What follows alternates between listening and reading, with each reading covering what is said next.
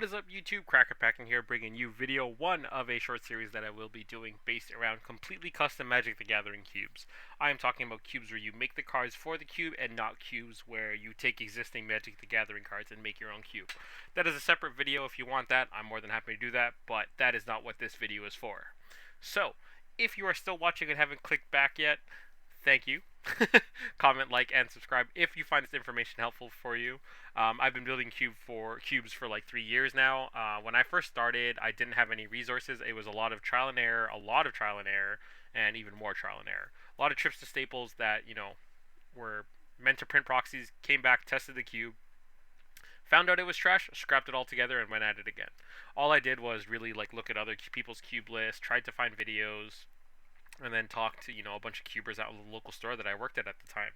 And yeah, it's a pretty laborious process, but honestly, it is just so worth it when you finish that. I'm more than happy, or I was more than happy to keep going. I think right now I've made 16, 17 cubes altogether, and half of those are probably completely custom.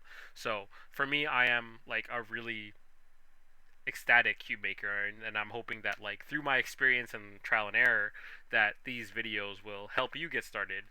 So if you do find anything helpful in these videos, then I'm more than happy to keep continuing the series. Anyway, so you want to make your own custom cube. Where to start? The first thing that I do, as you can see on your screen, there is a notepad here, and this is just my general outline, and I'll go through it this is basically the outline for the entire video. So you want to start a custom cube.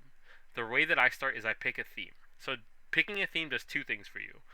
One, it gives you a general direction of what kind of clans or cards you want in your cube, as opposed to just making a bunch of random cards and mashing them together. Because if you want to play 360 bomb card cubes, that is up to you, but that is probably not going to appeal to your friends. Maybe it will, I don't know. But if you're here to build your own custom cube, you're probably wanting it to be thematic or at least very structured. So pick a theme. For this one, obviously, I picked League of Legends. This is my most current or recent cube project. I made it. I finished it, 2 weeks ago, and it is now at Make playing cards for an actual proxy order. It's been play tested twice, but I'm comfortable enough knowing that it's pretty well balanced. That if I have to remake, 10 to 20 cards later, that's fine. That's $10 or something. So I'm more than okay with that. Anyway, so pick a theme. It gives you general direction for your cube, and it also helps you start to think about what you want as your archetypes or what type of cards you want in your Magic color wheel. So the reason those things are important is because obviously in Magic there's 5 colors, and you want cards or archetypes that are associated with the proper colors. If you want to do color shifted things, that's your own prerogative, and that's more than okay. Cubes are meant to be fun and give you freedom when you're building them. I've done color shifted, but I find that a lot of times if you're bringing that cube to a table with players who play Magic, they're not as receptive of it. They're still gonna play it, but they prefer playing, if they're gonna draft red and blue or blue, they want to know that blue is counter Magic and coloring. They don't want to see blue as the aggro, etc.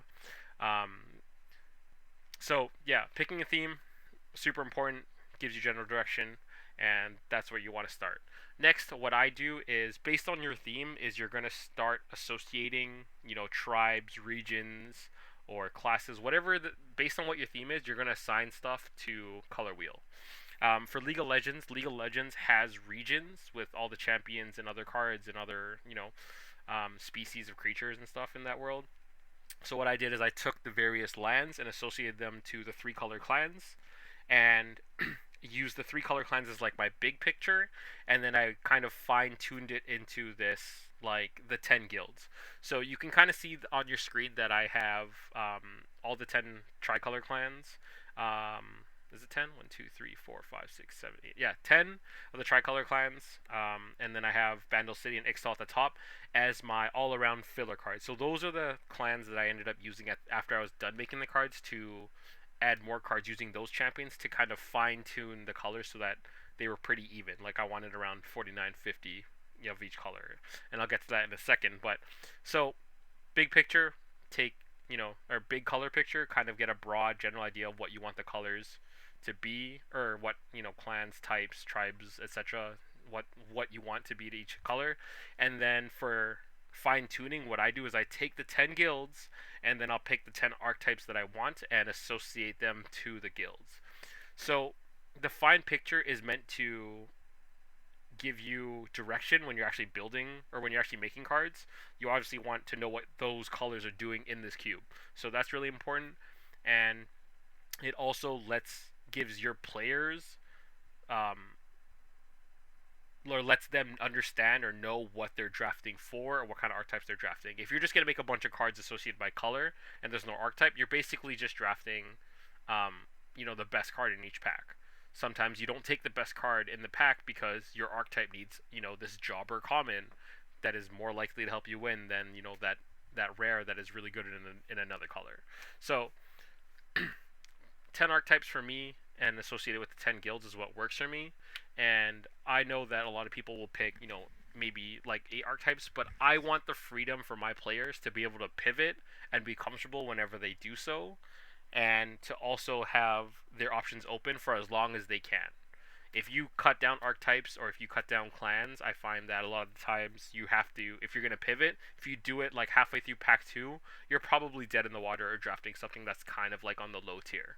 So for me, start with the bigger picture, shrink it down into the dual color clans, or dual color guilds, sorry, and then assign them those archetypes, and that'll give me a good starting direction of where to go. You don't have to worry about making sub archetypes or monocolor archetypes. A lot of the time when you're building cards, those just naturally happen.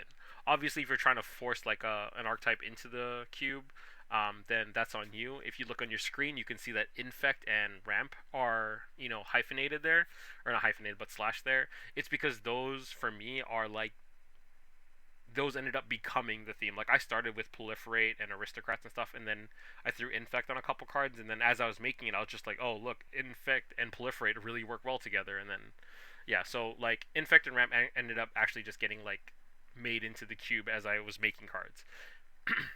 Anyway, so after you've done your archetypes, the next thing that I do is I pick the cube size. So the cube size obviously is important because you need to know how many cards you're gonna make, and it's also like gives you information on how tight you want this cube to be.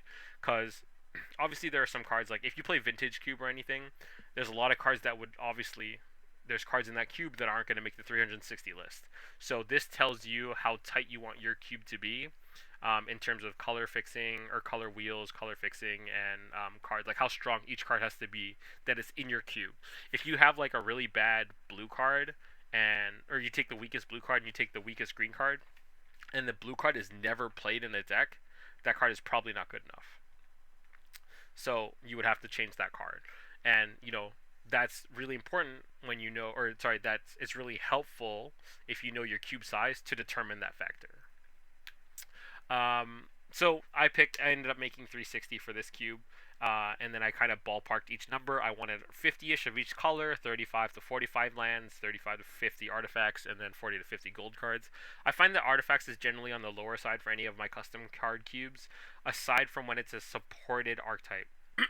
Excuse me. So, is actually an artifact archetype, so the amount of artifacts in this cube is generally more than I would put normally. So I think in this cube there is 46 artifacts, where generally, if you don't count the Izzet ones, or the Izzet artifacts, then there's probably like 30 or something. So there's a pretty big jump there, but because it's a supported archetype, I think that it's fine.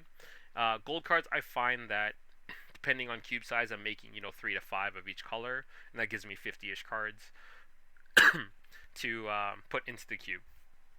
So obviously these are ballpark numbers, they change as you go. These are not like, man, I have to hit this much. If you go over a bit, that's fine, but like having a general ballpark is what you want. And then after, this is a new thing that I've added for my last 2 cubes with my D&D cube and this cube, but adding this step, this mana base step, has probably saved me 1 or 2 overhauls for the cube. So mana base is important because you want to know how well your fixing is in your cube before you make it.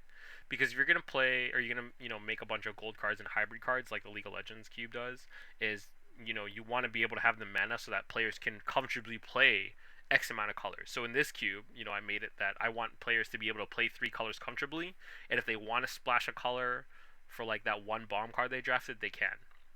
So what I do now, or that I will be doing for the last two cubes and have done, sorry, what I have done for the last two cubes and will be doing, is I will outline my mana base, or like at least the generic one. So for this one, because again I wanted to support three colors minimum, I decided to go with OG duels, and by OG duels I mean like tropical island, volcanic island, savanna, bayou, that stuff, where they're two land types but they interplay untapped. And then I did fetches to so that because fetches can fetch shock lands and dual type lands, or sorry, and the OG duels which are in this cube.